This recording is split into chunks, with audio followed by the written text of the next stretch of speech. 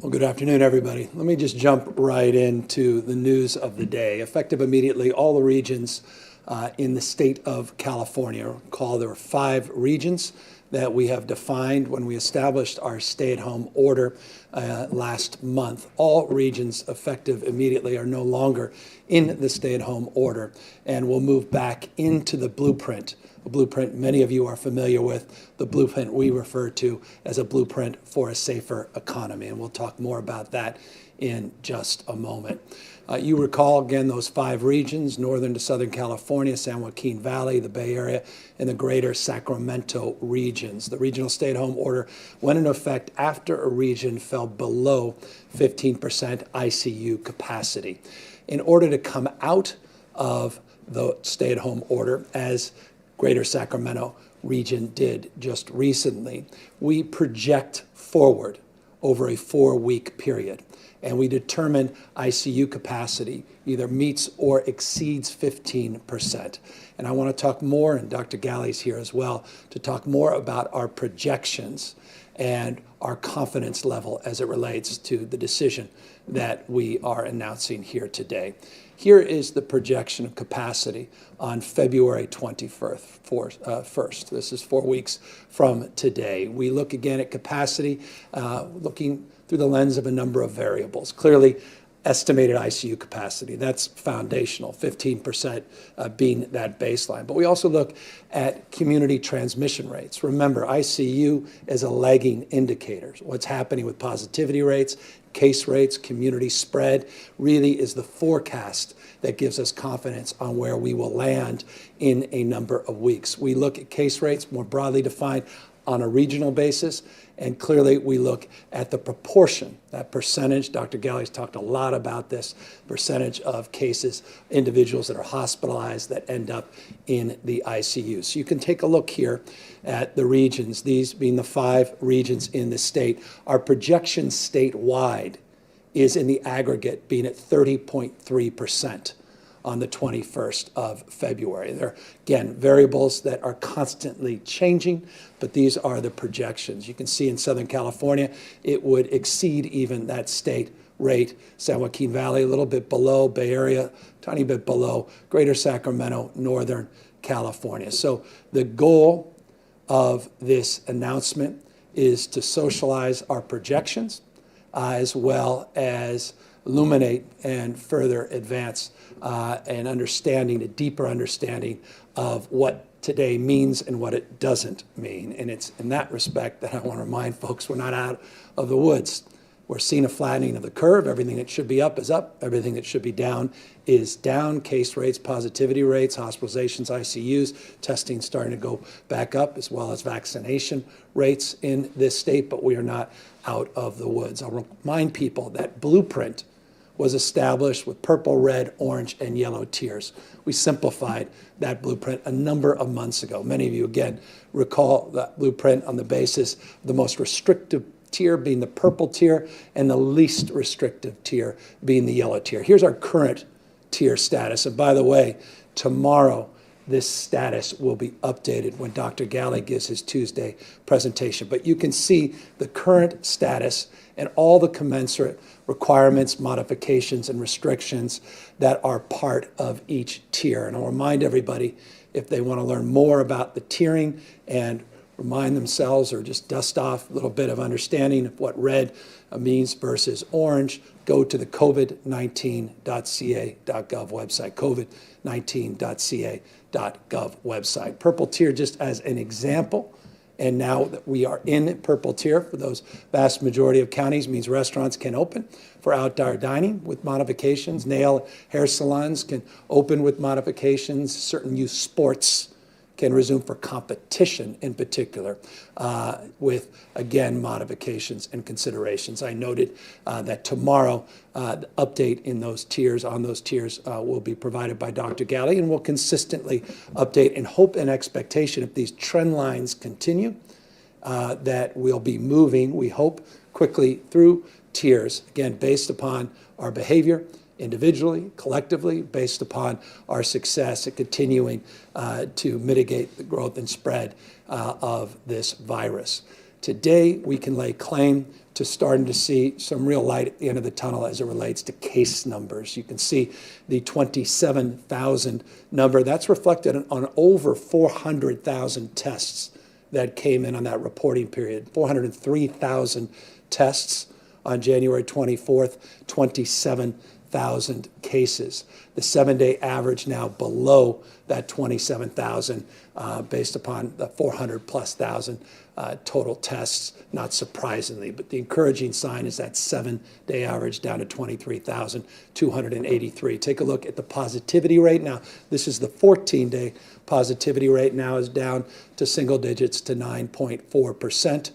It was substantially higher just a few weeks ago. You could take a look here at 13.6%.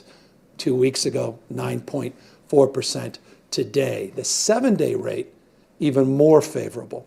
Again, 14-day rate at 9.4%, but the 7-day positivity rate's down to 8% in the state. And I want to put this in perspective. People often ask or often overlook how we're doing vis-a-vis other states in this respect on positivity rates. We're faring better than more than half the states in the nation. Florida, and I compare some larger states here, Florida, Texas being notable large states, Pennsylvania from a population perspective certainly, and Arizona just in terms of its regional proximity. And so you could see those positivity rates just as a proxy example of where we are. And this, again, data from Johns Hopkins based upon data was collected on the 25th. Hospitalizations are down just shy of 20% now in the state over a 2-week period, down. Not a rate of increase declining as we've seen in the past. Now we're seeing a decrease, consistent decrease, all part of our projections, all part of our understanding in terms of the impact that positivity rates have on case rates, percentage of people that end up in the hospitals, and then a percentage still that end up in ICUs. And you see a 9.5%, close to 10% decrease over a 2-week period, 14-day period in ICU admissions, again, statewide. I'll remind everybody, this is statewide data. Each region's a little bit different, but we are in a position projecting 4 weeks forward with a significant decline in the case rates, positivity rates. We are anticipating decline, still more decline in hospitalizations and more declines in ICUs, and that's why we're lifting that stay-at-home order effective immediately today. Here's a reminder of some of the things we've done and some new information. We have substantially increased the number of staff, federal and state staff, that we've deployed in the last few weeks. We had some stretch goals of getting 1,000 over the last week. We're actually able to exceed that. Over 5,175 clinical staff now have been deployed. And remember, staff often means ICU capacity, which means we're expanding that capacity. It's not static ICU capacity. We can expand that ICU capacity. We've got these alternative care sites that we have opened up, 15 across the state, more resources, more equipment, oxygen supply issue. We've talked about that in the last few weeks in our oxygen task force and some of the interventions and efforts that were advanced there.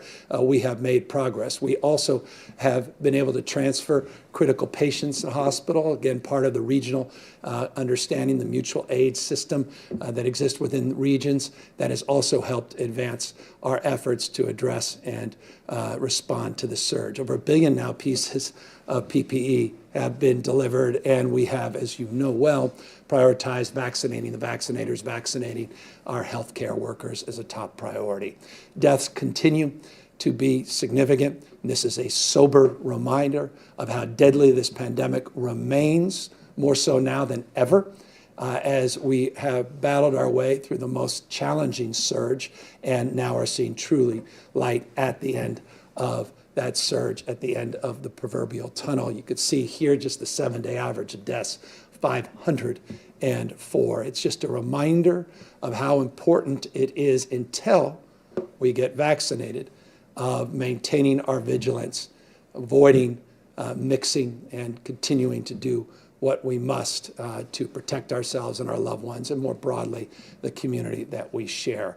Here's good news as it relates to vaccines, which are the ultimate advancement to addressing substantively those mortality, morbidity rates, and more broadly, this pandemic. We have tripled our rate of administration of the vaccine, and I'll show you a chart that marks the period of time, and we're just getting going. I've made this point over and over and over again. It's a flywheel, not dissimilar to what happened in the beginning here in California with the testing, but you can see with over 400,000 tests just yesterday in California. By the way, over 40 million tests this state has conducted, close to 41 million total. It gives you a sense, California, size of 21 states in America combined.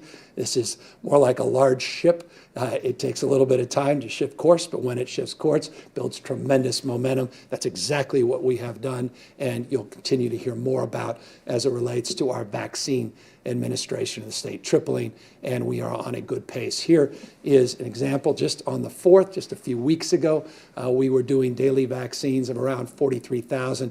On the 15th, just as an example, just a 2-week period, you get a sense, or 10-day period, 131,000 vaccines. We want to see that substantially increase. We have some medium-term goals, long-term goals. We have some short-term goals. We'll be talking more about those, but certainly we want to see those numbers continue to increase significantly. And that will be a combination of many, many factors, a number of which we will discuss here in a moment. You may recall a few weeks back we talked about this 10-day challenge. The 10-day challenge was really an opportunity to set a goal that at the time didn't appear achievable, but in the process of pursuing it, we would develop a greater understanding of what the challenges were, what the issues were as it relates to accelerating that last mile, that last inch perhaps, but that last mile in particular as it relates to the administration of vaccines. Over the course of that period of time, we recognized the opportunity to simplify our eligibility framework. You've heard a little bit about that with the 65 plus cohort that we have advanced. We'll talk a little bit more about that in a second. We're also looking to standardize our information and data. Data has become a big issue. Data has become a big challenge for us. The data lag that's led to some data that's provided nationally that did not represent the data that we have internally, meaning we're a number of days behind what the national numbers reflect in terms of the actual number of vaccines administered. And we could talk about why that's the case, and we are certainly happy to do that, but more importantly, what we're going to do about it is really our focus here today and moving forward, and frankly, has been our focus for now a number of weeks. Supply being a big part of also getting to goal, and that is getting to herd immunity, getting to vaccines to everybody that wants them administered, and getting to a point where we can go back to some semblance of the new normal with all the resiliency that now resides within each and every one of us, and ultimately will reside in the state and the nation, and more broadly, the world post-pandemic. So we have specifically addressed the issues around simplification by, as I noted a moment ago, clarifying that we believe that the cohort 65 and over needs to be prioritized alongside healthcare workers, first responders, food and agriculture workers, and school staff and teachers. So I want to make this clear. We want to continue to provide a framework of prioritization in that cohort. 65 and over, remember, 75% of the deaths are reflected in people 65 and over.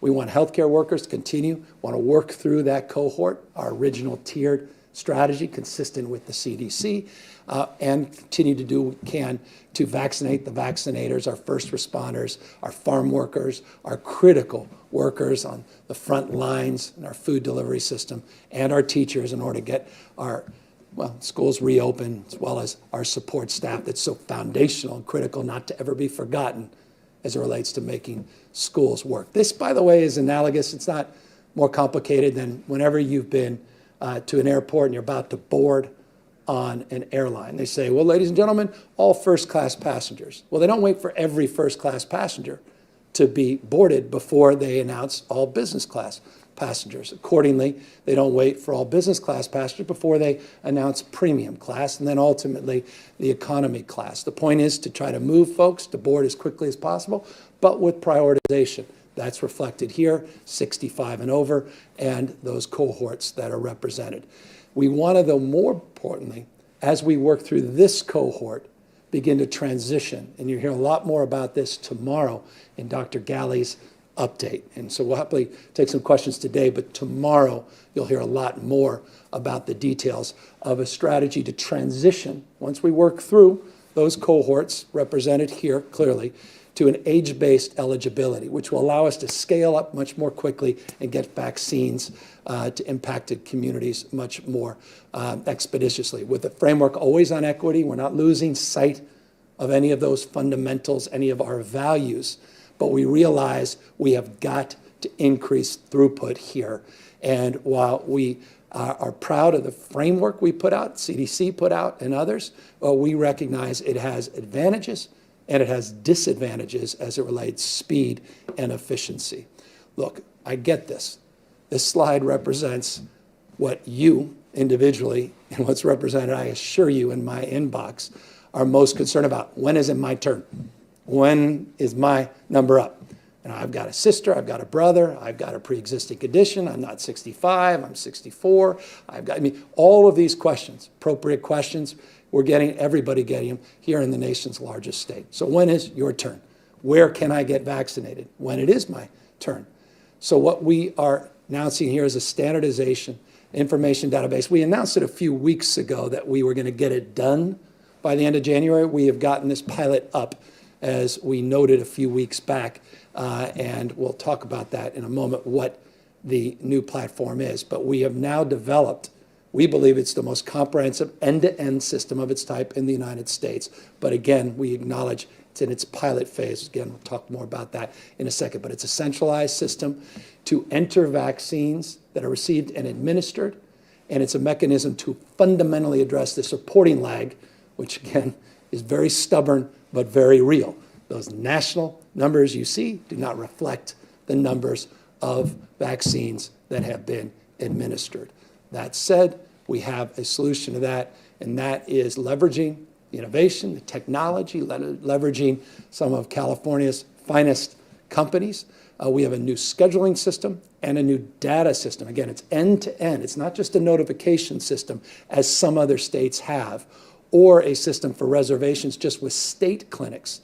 This is an end-to-end system across the spectrum, bottom-up, top-down, providers, whole spectrum of the delivery system, and a database that allows more immediate data to be transferred to the CDC, and that index that is so often referred to and reflected in our nightly news. That said, the idea is not very complicated.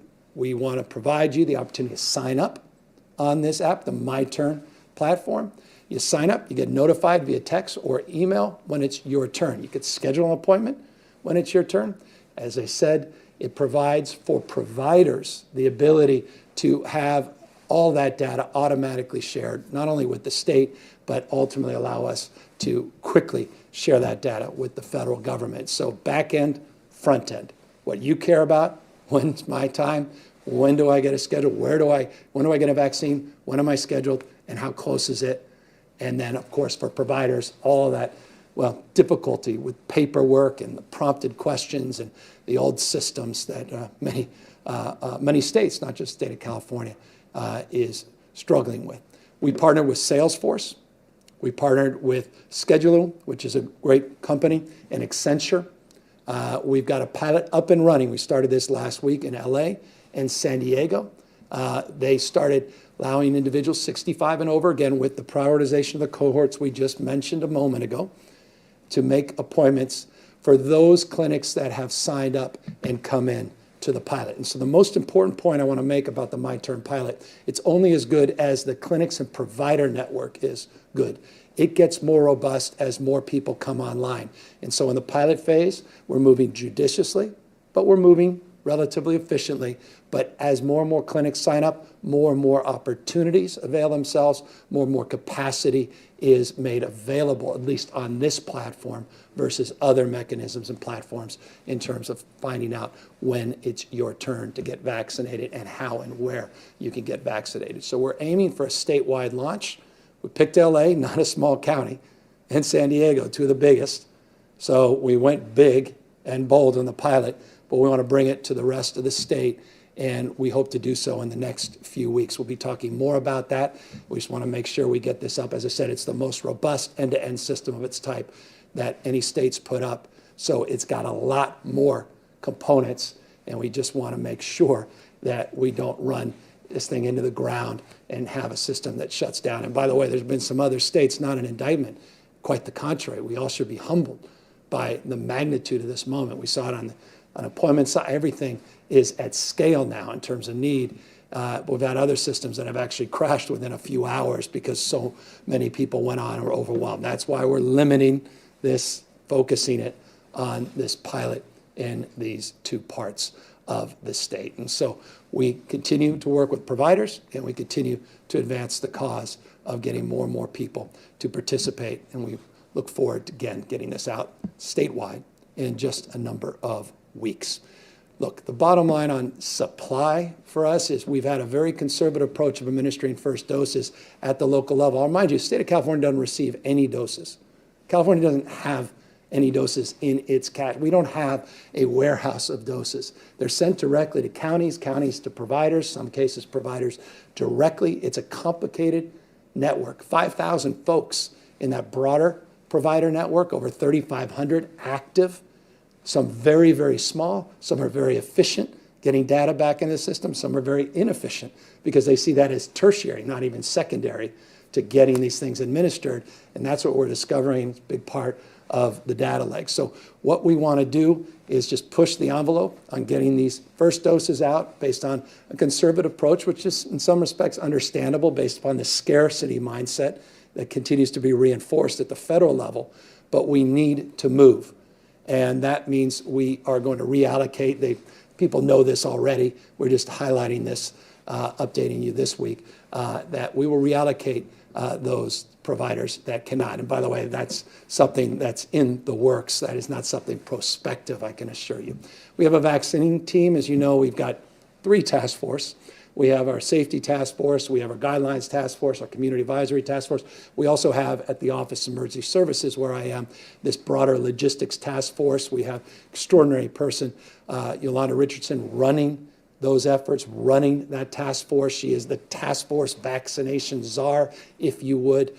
She doesn't want that as her title, but just trying to reinforce what her real role is, to drive things in a unified statewide approach. The whole idea is a more unified statewide network of approach, as opposed to bottom-up flu vaccines. Think flu vaccines, the original construct, bottom-up. We want a little bit more of a command function to control variability, which we think is fundamental in terms of fast-tracking the distribution of the vaccine to maintain consistency, yes, accountability, transparency, and also allow our healthcare system and the counties to do what they do best, which is a myriad of additional things, not just logistics as it relates to the vaccines. Tomorrow, as I noted, and Dr. Galley's here today, but tomorrow he will be laying out with Yolanda Richardson, some others, more details of that plan and what really, what we've done in the last few weeks to architect this in a more meaningful way, not rhetorically,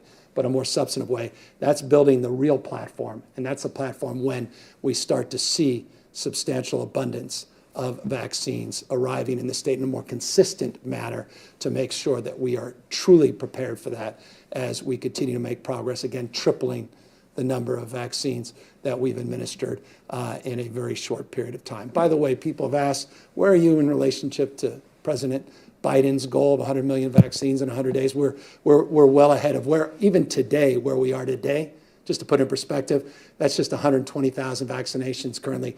That's per day, weekday. We've spiked up to 130. We'll do much more than that in the next few weeks. But even if things were static, they will not be. But even if things were static, we would more than exceed the goal that was laid out by the Biden administration. So I personally believe that's not a particularly challenging goal to meet, save one major caveat, and that's supply. And that's foundational. Of course, there are attitudes related to vaccines that also need to be addressed, and that's not insignificant. So you combine those two, but substantively supply, there should be no reason that we can't achieve that goal. Speaking of goals, we had a goal, a very specific goal by this week to extend the eviction protections here in the state of California. We have a deal. just announced a few moments ago. Credible leadership of our pro tem and our speaker. I want to thank them personally, their personal engagement on this. No one outsourced time and attention to getting a deal done, now being socialized today to extend the eviction protections to June 30th. By the way, I think it was 9:01 last night that the final period, exclamation, preposition, adjective was worked out. And so we were working through the weekend, and I just want to congratulate, again, those leaders for a job well done. People will continue to pay at least 25% of their rent through June 30th. Remember, this eviction protection was due to expire at the end of this month. Now will expire July 1st, in essence, June 30th. We address the issues of debt, and I don't want to go into too much detail. You'll get the detail when this is put forward to the legislature this week with urgency. But here's the important thing that is urgent, and I recognize it, and that's the need for resources. One thing to get protections, another to be able to pay your rent when it is due, address the issues for small landlords that also have to pay mortgages and debt that they've accrued related to their properties as well. And so $2.6 billion is attached to this deal as part of the federal funds. Thank you, Speaker Pelosi. $2.6 billion, that's money that's going direct to some counties and cities, and obviously money that's coming into the state. We're going to leverage that $2.6 billion, focusing on low-income renters, targeting 50% of AMI, which is area medium income, up to about 80% of AMI. The whole idea is to leverage the dollars and look at paying back rent, about 80%, but also get about 20% of that rent forgiven. So that's the strategy of leverage.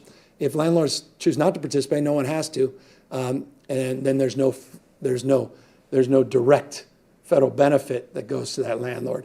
But those tenants are able to at least get their lives a little more stable because they will continue on with their 25% payment, but with the benefit of those federal dollars. And by the way, I'm not naive, none of us are, to the issues of rent, but also utilities broadly defined, including water bills in this state. It's been highlighted, and we're grateful for all of the work that's been done to highlight that critical issue. By the way, these dollars will help in that respect, in that regard as well. And so credit history, debt collection, notification rights, all those things we've stipulated as additional tenant protections. Again, more details in the coming days. Just remind you, as always, to wear a mask and try to do our best to keep our activities outdoor, particularly now as we've lifted the stay-at-home order. We move into this blueprint, back to the blueprint, which is a governor of sorts. So we're not just reopening, but we're reopening in these tiers, well-established, well understood.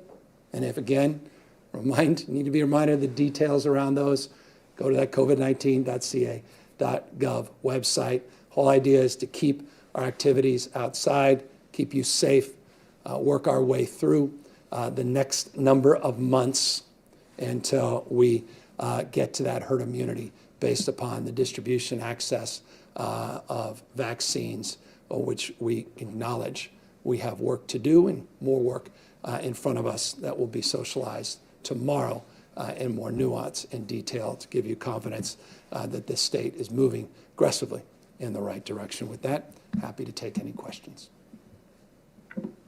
Kathleen Ronayne, AP. Hi, Governor. Thanks for taking our question. So you showed us the projected ICU capacity for February 21st.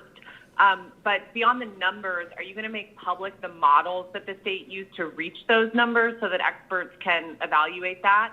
How accurate have those models been previously, and do they take into account the lifting of the stay-at-home order?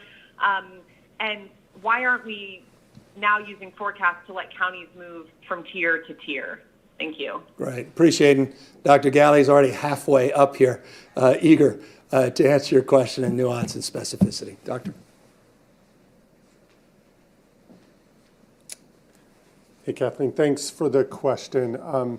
So when we went into the regional stay-at-home order, we did it with the eye on what our hospitals would experience based on today's conditions. You've heard me before talk about today's cases. In about 2 weeks, about 12% get hospitalized. Over the next 2 weeks, about 12% end up in the ICUs. So those are projections. We want to not get to a place where that's already happened. So we put the regional stay-at-home order at a certain point to avoid what we saw down the road 4 weeks from now. Similarly, we use that same model, that same idea of projection, to evaluate what's going on in today's current conditions. So as we project out 4 weeks with today's numbers, we can see the data that you see on your screen, this slide that shows where we anticipate, based on our models, where those different regions will be in 4 weeks. So we use this because we know today's cases, today's conditions, sort of project out those 4 weeks. And we've always said that what we did with this regional stay-at-home order was to really focus on ICU capacity, the ability of our healthcare workforce, our hospital partners, all of our clinical partners across the state to be able to support patients in need of care if we saw a relatively high, extremely high rate of COVID transmission. So today, as we stand here, look at the models that include not just today's ICU conditions, but the case rates, the R effective, which is that transmission rate or how transmissible the virus is. We look forward to these projections from where we stand today. Now, of course, this can change, that if transmission rates go up, the projections 4 weeks at that moment might be lower. We hope that we continue to see the decline that we've been witnessing over the past 10 to 14 days that give us the confidence today around what those hospital projections would be. Again, the blueprint and the model or the calculations that we look at with the blueprint and moving tiers are actually about transmission in communities or in counties today and now. So we use that to predict, not so much to predict, but to evaluate how prepared a county is to move into a less restrictive tier. So again, projections help us look at today's conditions and what it's going to look like in hospitals down the road. But for the blueprint, using actual transmission rates, actual test positivity to evaluate how a county can move forward with the relative reopening plan that's stipulated in the blueprint. We will make these data points, the model, if you will, what goes in, the inputs into the projection available on the CDPH website. I believe they're available today, and you can certainly look there. And of course, if there's additional questions, we're happy to field those today and into the future. Thank you. By the way, I should note that the R effective in the statewide R effective is down to 0.87%, which is encouraging indeed. Jeremy White, Politico. Hey, Governor.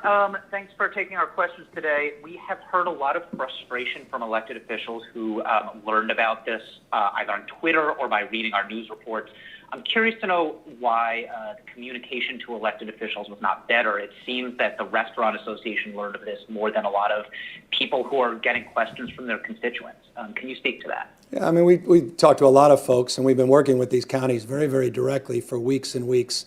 They're privy to the same numbers as we are. And so we did our best once the data came in. And the question is, do we delay making a significant announcement that can help small businesses of all stripes up and down the state of California, give some sense of optimism, not only to those businesses, but to those that want to see their kids out there in activities like competitive sports? Do we delay that for a long, protracted, comprehensive outreach, or do we just move forward based upon the criteria that's been well established and set based upon the trend lines that we've been socializing for weeks and weeks now, and data that people should be quite familiar with? But many people were privy to these facts. Many people actually were very directly engaged in the adjudication of these facts across the healthcare delivery spectrum up and down the state of California in order to address some ambiguity. And I mean by that the following.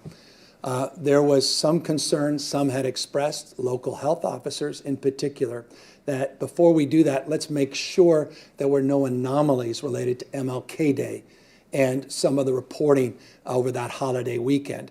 And so we worked with them to delay actually a day or so to make sure that that data was indeed accurate and folks were privy to that assurance. So we did a lot of comprehensive outreach, and we're just pleased to now move in this direction. I hope folks that are concerned that they weren't given heads up are also pleased at the direction the state's now moving. Vicky Gonzalez, KPRA. Governor, thanks for taking our questions. I have mine is twofold. First, I reached out to the industries that are suing the state for decisions that are being made affecting their industries and their businesses.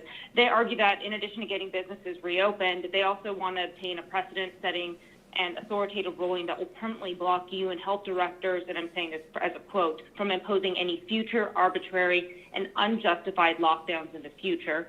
What is your response to that?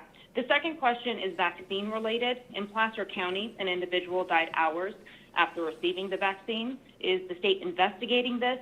And preliminarily, what does public health believe happened? Yeah, good. I'll have Dr. Galley, if he's aware of that specific case, to discuss that here just in a brief moment. But as it relates to the broader issue of effective non-pharmaceutical interventions and strategies to use science and data to make determinations of what we should and shouldn't do, I'm very satisfied with the approach the vast majority of us have taken across the spectrum. States, large and small, conservative-run states, not just Democratic-run states, and countries, for that matter, around the world that have led to these modifications as it relates to avoiding large gatherings. God forbid we go back to large rock concerts, et cetera, too early, or frankly, 5-6 months ago in the midst of this pandemic when we didn't necessarily have capacity and we didn't understand the complexities of potential variants moving in and didn't necessarily have adequate PPE or ICU capacity, that we were holding large events with tens of thousands of people. Some folks, and it sounds like the folks that you exampled, support that. And respectfully, the doctors, the experts from Dr. Fauci on down, the overwhelming majority, I mean, it's like climate science. There's 2 or 3% that disagree, and you see them on certain networks, and then the rest of folks that acknowledge certain common sense as it relates to mitigation, the transmission of this pandemic. And so, look, we're going to hold to that. We're winning. We won 2 more lawsuits the last few days. It's not about that, because assuredly we'll win vast majority. We have, and few obviously will go through the process, and some have ultimately gone to the Supreme Court, including Justice Roberts himself, that squared support for one of our orders that we put out. But we feel like we're in firm footing and based on science and based data and based common sense in some respects as well. With that, though, let's ask Dr. Galley a little bit more about this case up here in Placer.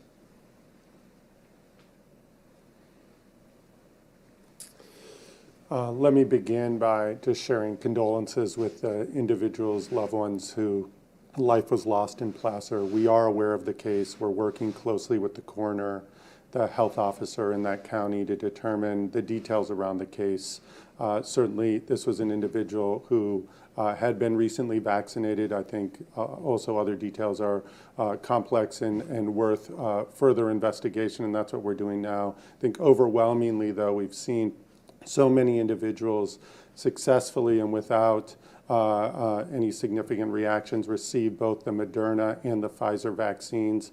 We believe through the efforts of the FDA, our own scientific safety committee, who looked at all the data, that again, these are safe vaccines, that we're watching them successfully administered across the state, across the nation, across the globe, and that certainly we are very experienced with reactions and even dire consequences related to clinical interventions, including vaccines. But we are looking at this very closely and still stand behind the overwhelming data and evidence that these vaccines are safe. As we gain additional information, not just about the Placer County situation, but other reactions across the state, across the nation, sharing that very publicly, sharing the lessons learned, I think is key to continuing to develop the confidence of our state, our public, in receiving the vaccine and getting us on the other side of this pandemic. And I appreciate the point Dr. Galley was making as it relates to this individual case.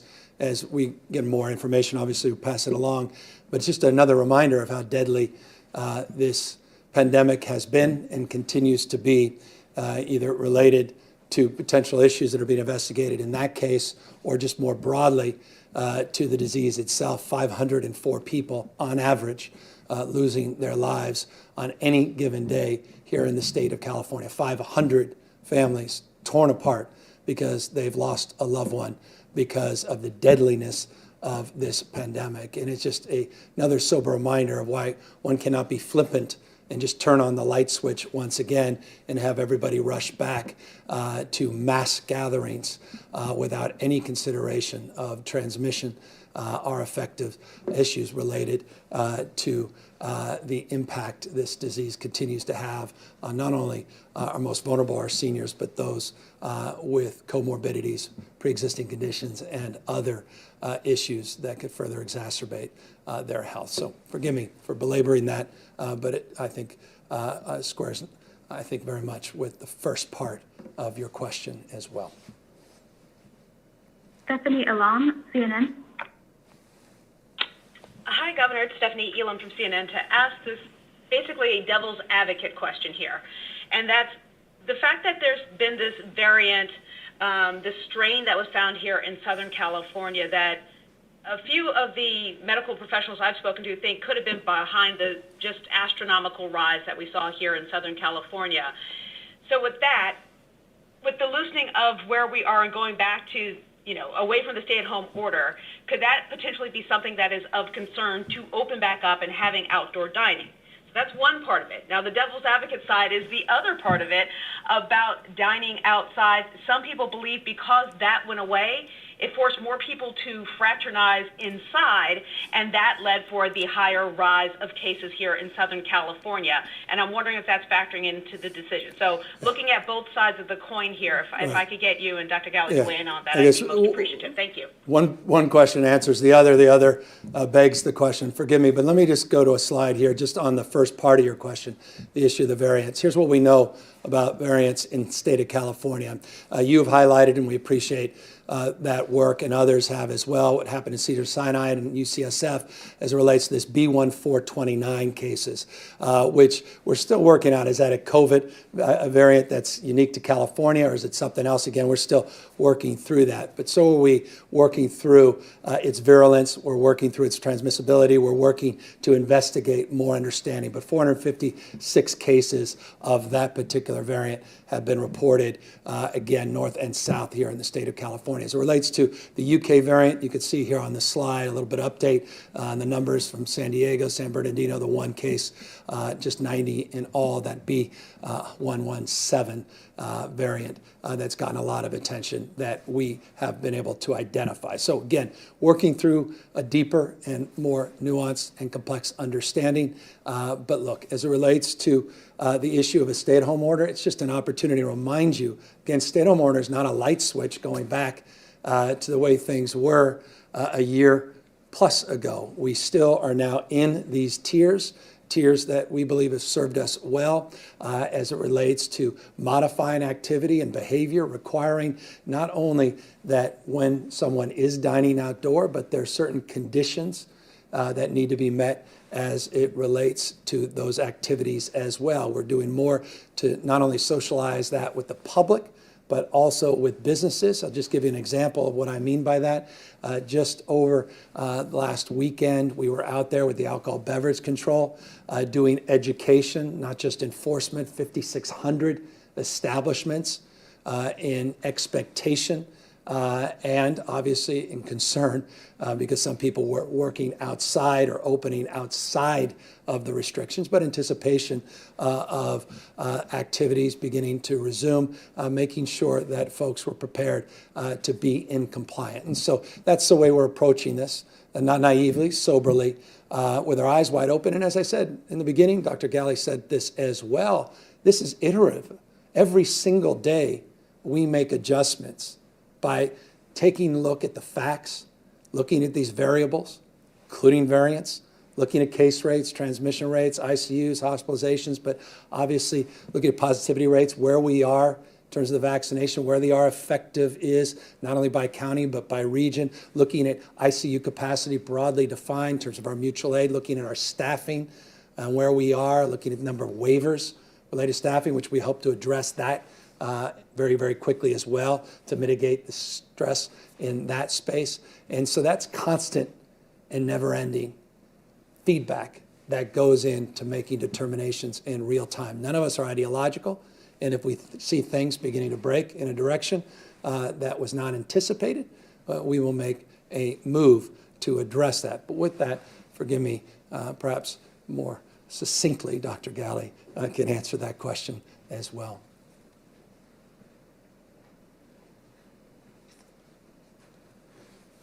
Yeah, thanks for the question. Let me just start about the variant. I think the governor gave the details of this slide, and we are, of course, concerned about it. Anytime you get a mutated germ, a mutated virus that we're just learning about, we're just getting more familiar with COVID, what it does, the variant creates another unknown, and we don't know enough about it yet.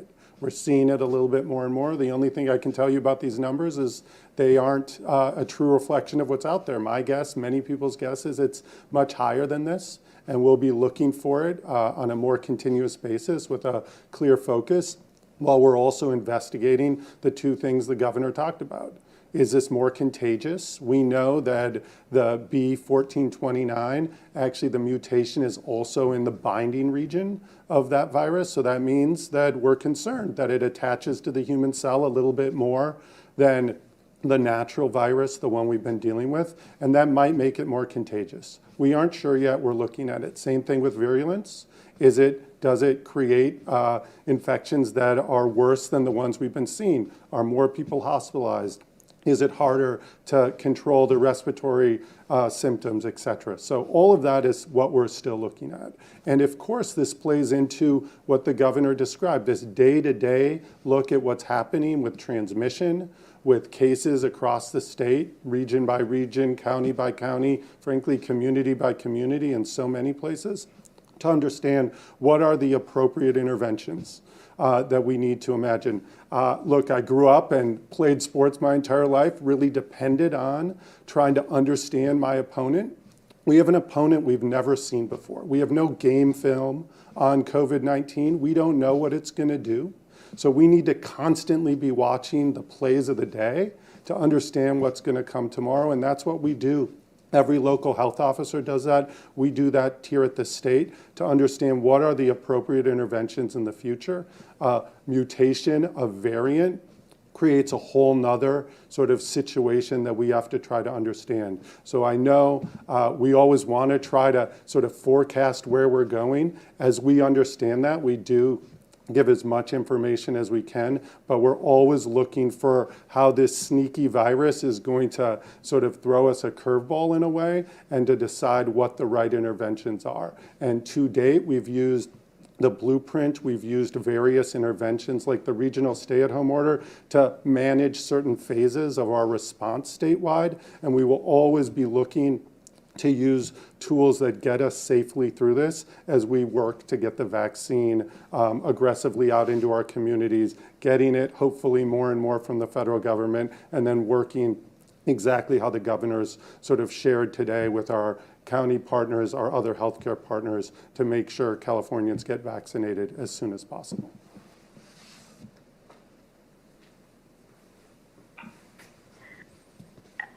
Alex Michelson, Fox 11. Thank you, Governor. First, an informational question about the My Turn app. Is that something that people in Los Angeles and San Diego counties can download now in the App Store or Google Play? How does somebody get that? And secondly, a broader question just about to give you a chance to respond to critics, because you know the critics are saying this online, that this decision today comes amidst a recall campaign, comes amidst lawsuits, and they say that the timing on this is arbitrary and convenient based off of that. I want to give you a chance to respond to people that are saying that. Yeah, that's just complete, utter nonsense. So let's just dispense with that fundamental, foundationally nonsense. So that's number one. Number two, take a look at the website. You can go, just if you Google, forgive me, Bing, whatever your Yahoo, if you look up, go online to My Turn, you'll find My Turn COVID, maybe the first thing that prompts up. You can learn more about this on the COVID-19.ca.gov website. But My Turn COVID should prompt you, learn more about that, get that information. LA should be promoting it themselves, as well as San Diego, beginning to promote this pilot project. It started about a week ago down in LA, later in the week in San Diego. And so we'll be promoting it a lot more as we work some of these bells and whistles, the end-to-end issues, and we make sure that we're really ready, 40 million people, to seek and source that information from that site. But we're very encouraged by it. Got an incredible team, incredible partnership with Salesforce, Accenture, and Scheduler, which is one of the more interesting startup companies here in the state of California. And so we're really encouraged by the progress and very grateful that LA County and San Diego County were willing to work with us on this pilot. Katie Orr, KQED. Hi, Governor. Thanks for taking our question. You've always said that early education and child care providers are a priority for your administration. So why then have the Child Care Providers Union, it's been saying that your administration will not negotiate with them on COVID-19 related issues, like increased money for PPE, like they have to pay for all of that mostly out of their own pocket. Why won't you come to the table with them on that? Well, first of all, thank you for acknowledging not just what we said, but for what we've done more than any administration in modern history to invest in ECE, early childhood education, to put out a blueprint, first blueprint of its type in state history, a master plan, not just for higher education, but a master plan for early education, which we just did, something I promoted, promised, we got done recently.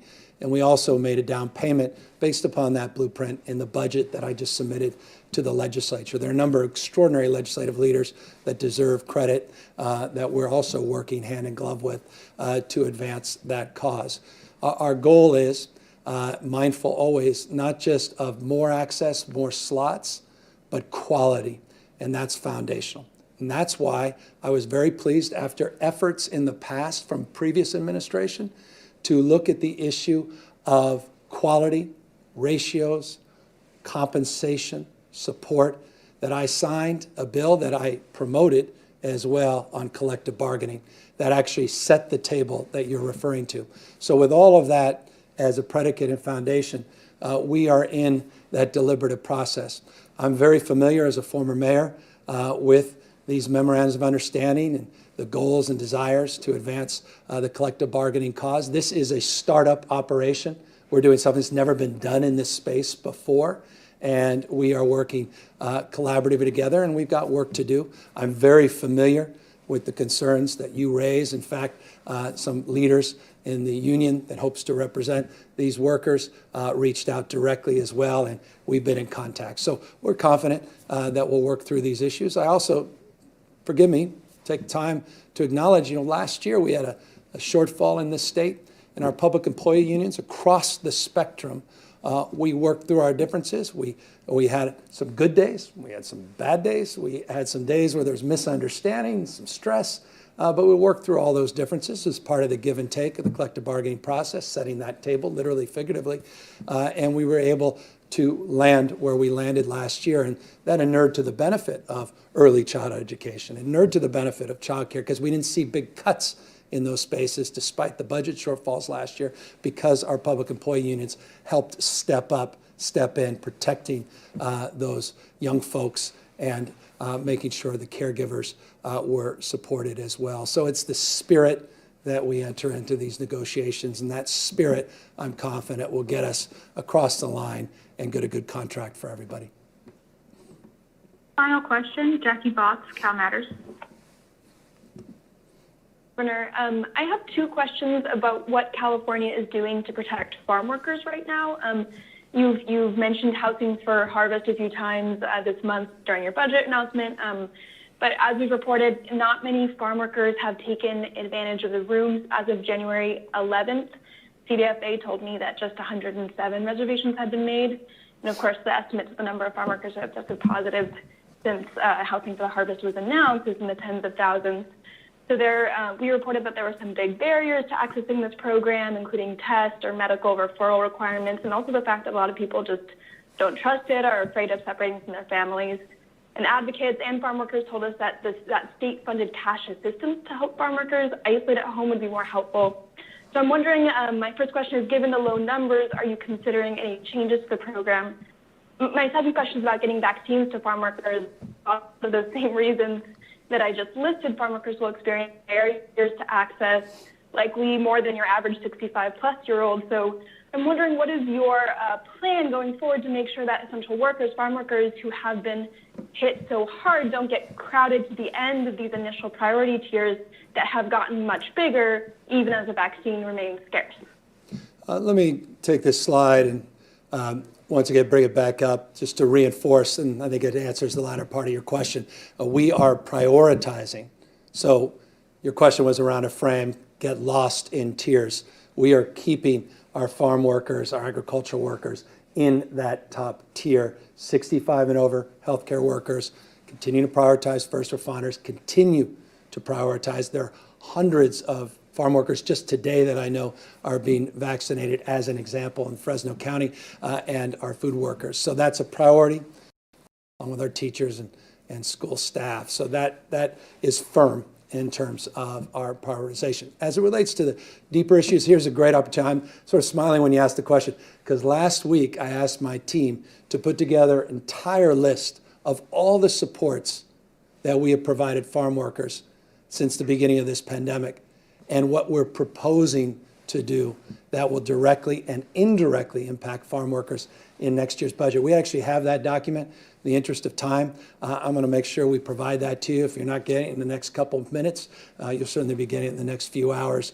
But we have that listed, details that show all the supports from sick leave, workers' comp issues associated with those cash grants that we provided no other state at the time had considered, and all the work we've done with philanthropy and the partnerships we've created with farm growers, not just farm workers, as it relates to growers themselves, rather, and the partnership that you reference on the housing and some of the issues that are unique in the Central Valley versus the Central Coast. Forgive me for belaboring this, but we'll have a memo out shortly. Accordingly, we will shortly, tomorrow, have Dr. Galley back up and in front of all of you to update more specific terms, the work on vaccines and how we will create more clarity, more ease in terms of criteria to allow faster throughput, build on the work that's been done in the last number of weeks to get us back I think, back where all of you deserve. As it relates to the issue as well, those tiers, which is so fundamental.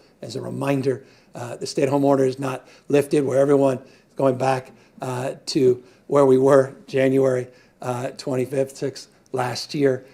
It's bringing us back to where we were just a few months ago, and less as it relates to this blueprint for a safer reopening that's well established, well understood, and we hope will be well received as it relates. We move in to this challenging period, but a period nonetheless where we truly do see light at the end of the tunnel. So I want to thank Dr. Galley, the health team, data-driven, scientifically based, not arbitrary, and want to acknowledge their hard work over the last, many months, but in particular last few weeks as we've worked hard to get to this point, and look forward to hearing from him tomorrow, as I hope all of you do as well. Take care, everybody.